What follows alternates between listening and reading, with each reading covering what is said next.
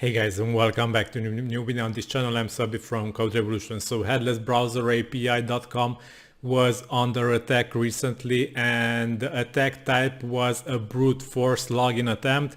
And yeah, so far I am okay and I am in control of the website, and I think the attacker stopped. As you can see, the 30th of October he made quite some login attempts, and yeah, he tried this really hard to get in, and I made some countermeasures like installing some countermeasure software and plugins, like limiting login attempts, like also installing a two-factor authentication method which requires a code which is sent to my phone before he can log in.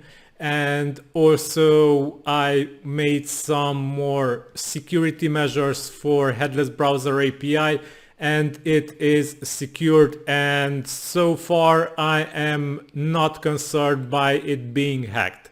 However, I will update you guys on this, as these sites might be easy to be hacked in some cases, and there are some nasty people out there who can really hack sites easily. So I hope this is not the case here, and I will be okay with Headless Browser API.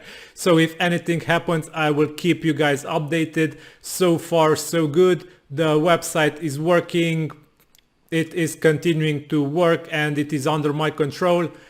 If anything, I will let you know. So this is all for today. If you haven't heard of Headless Browser API, is a JavaScript rendered scraping API which renders JavaScript in the cloud using Puppeteer and PhantomJS instances. And yeah, it is really helpful if you are scraping JavaScript rendered content. So yeah, this is all for today. I will leave a link to Headless Browser API down in this video description so you can check it. Until next time, have a nice day. I hope it's okay also in the future. Bye bye.